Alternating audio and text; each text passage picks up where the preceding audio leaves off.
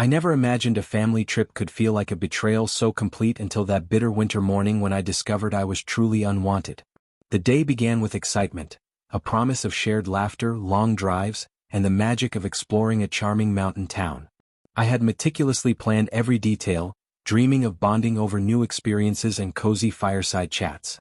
But as the car rolled into our destination, I found myself standing outside a crowded, swanky inn with nothing but a suitcase and a growing sense of isolation. My family, in a cold twist of cruelty, had left me without a room. Their smug smiles and whispered reassurances echoed in my ears as I realized I wasn't invited to share in the warmth and safety of their holiday haven. What happened next shocked them, and it changed my life forever. I arrived at the inn in the late afternoon, expecting that the familiar hum of conversation and the cheerful greetings from our relatives would envelop me in the comfort of belonging. Instead, I was met with a silence so heavy it nearly suffocated me. A clerk glanced at my reservation with a puzzled frown before apologetically explaining that no booking had been made in my name. I felt a cold shock run through me, a sense of abandonment that was as deep as it was unexpected. I quickly called my phone, my voice trembling as I reached out to my sister and my parents, only to be met with hurried apologies and vague reassurances that everything was just fine. But the truth was undeniable. My family had planned this entire trip without me, deliberately leaving me behind. Stumbling out of the inn's lobby, I wandered the bustling streets alone, the festive decorations and cheerful chatter around me now a painful reminder of the rejection I'd just experienced. I recalled our childhood, when family meant unconditional love, when every holiday was a joyous reunion. Now, on what should have been a time of togetherness, I felt like an outsider, a ghost in the midst of celebrations. As I sat on a bench in a quiet corner of the town square, tears blurred the lights into a shimmering haze, and I vowed silently that I would reclaim what was rightfully mine, not just a room for the night, but my dignity and the respect of those who had so callously cast me aside. Determined to find answers and a way forward, I dialed my mother's number repeatedly, but every ring only deepened the void I felt. At last, a curt message arrived. "Call me when you're ready to talk." I stared at the screen, my heart heavy with sorrow and betrayal. I couldn't understand how the people I'd trusted, my parents and siblings, could choose to exclude me so deliberately. For weeks, I replayed that moment in my mind, each iteration more painful than the last. How had our family, which once celebrated unity and love, become so fractured that they would leave me behind? In the ensuing hours, a storm of emotions roiled inside me. Anger battled with sadness, while a creeping sense of liberation began to emerge from the ashes of hurt. I recalled every instance when I'd felt sidelined or dismissed, small moments that, in retrospect, had foreshadowed this ultimate rejection. And though the pain was raw, I felt a spark of defiance. I wouldn't allow their betrayal to define my future. I decided then that I would not simply endure this injustice. I would turn it into a catalyst for transformation. That night, I took the bus back to my small apartment in the city, a cramped, familiar space that suddenly felt like a fortress of self-reliance. I unpacked my suitcase slowly, every item a reminder of the journey ahead, and sat down at my desk with a journal and a pen. I began to write, pouring out every emotion, every question, every spark of determination that the day had awakened within me. "Today I was left without a room," I wrote, my handwriting shaky yet determined, "but I will not be left without hope." With each word, I felt the seeds of empowerment taking root in my soul. Over the next few days, I scoured my emails and phone messages, trying to piece together exactly what had happened. It soon became clear that the trip had been planned for a select group, a plan devised without me. I discovered that my family had conspired, in their own twisted way, to keep me at arm's length. They argued that my presence, they claimed, would complicate things and disrupt the harmony of the trip. I couldn't believe it. I had always been the one to strive for unity, the one who had worked tirelessly to maintain bonds, even when others drifted apart. Their words, uttered in hushed tones over festive dinners, now rang hollow and cruel in my ears. Determined to confront this betrayal head-on, I decided to call a meeting with the family as soon as I returned to town.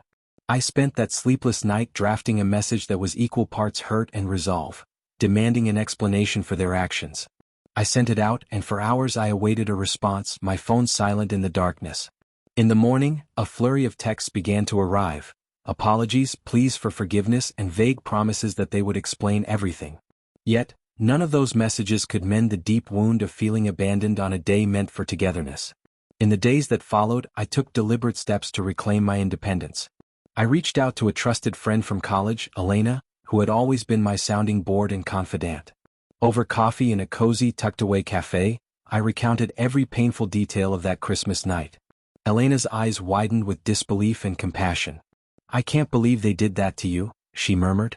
"You deserve to be celebrated, not shunned."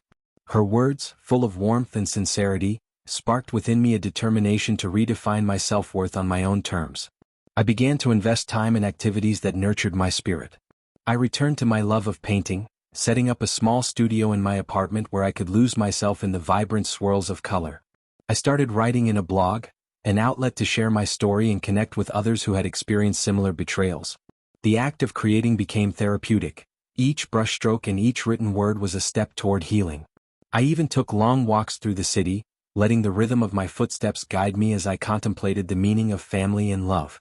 It was a slow, painful process, but gradually I began to see that my self-worth was not tied to their validation. As my healing journey progressed, I also began to rebuild my relationship with the world around me.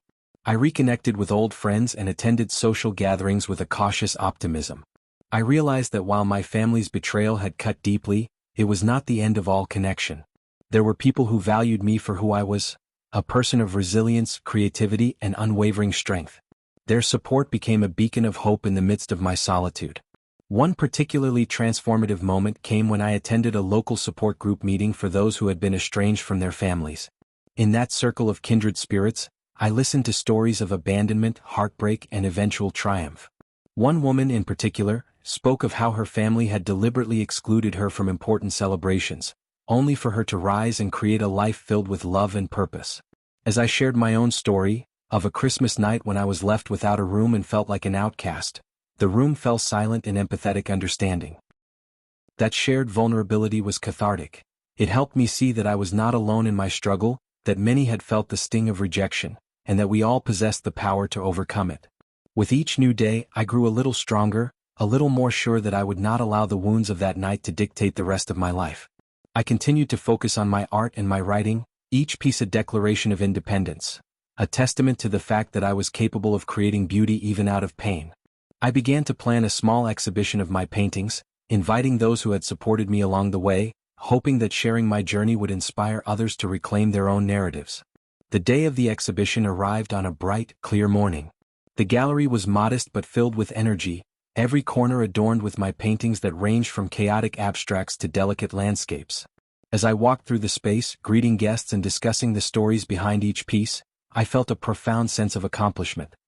Here I was, a woman who had once been left alone on a cold, unforgiving Christmas night, now surrounded by art that celebrated resilience and hope. The exhibition was not just a showcase of my creativity, it was a public declaration that I had risen above the betrayal and that I would no longer be defined by the cruelty of those who had abandoned me. Later that evening, I received an unexpected call from my family. It was my mother, her voice tentative and filled with a mixture of regret and longing. "We miss you," she said softly, as if testing the waters of reconciliation. The conversation was awkward and halting, filled with half apologies and vague promises that things would be different.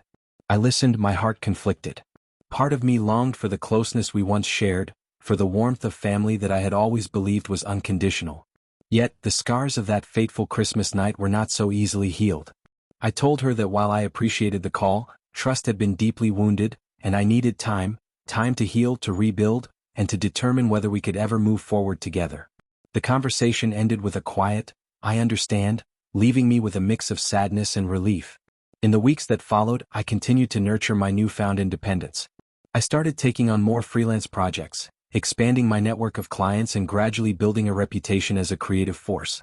I even enrolled in advanced design courses, eager to refine my skills and carve out a niche for myself in the competitive world of graphic design. Every small success was a reminder that I was capable, resourceful, and deserving of a life filled with opportunity. I began to see my journey not as a series of painful setbacks but as a path that had led me to discover my true strength, a strength that had blossomed in the face of adversity. There were moments, of course, when the weight of the past would resurface, when the sound of laughter in a crowded room would bring back memories of that cold, empty Christmas, or when a passing comment about family traditions would make me wince. On such days, I would retreat to my studio, where I'd lose myself in painting and writing, channeling my emotions into vibrant expressions of resilience. I learned that healing was not about forgetting, but about transforming pain into power, and I embraced that philosophy wholeheartedly. As the seasons changed, so too did the dynamics of my family relationships. Slowly, the distance that had grown between us began to thaw, as relatives reached out with tentative apologies and expressions of remorse. My younger cousin Mark, whom I had once considered a kindred spirit, admitted that he had always admired my strength and had wished he had learned from my example.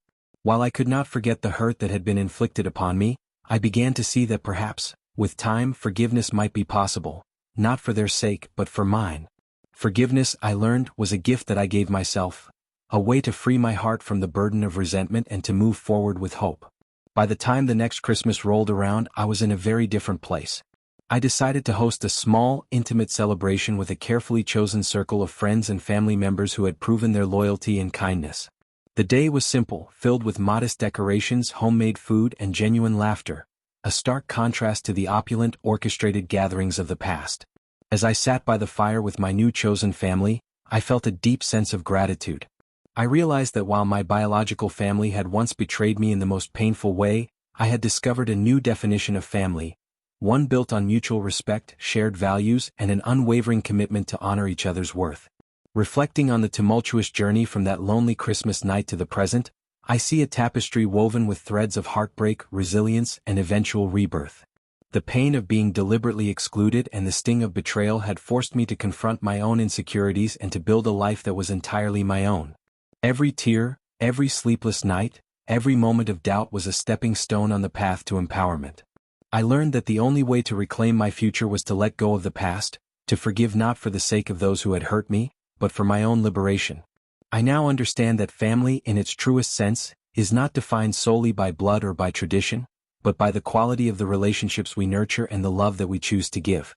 While my biological family had once left me without a room on a day meant for celebration, that act of betrayal inadvertently propelled me toward a journey of self-discovery and transformation.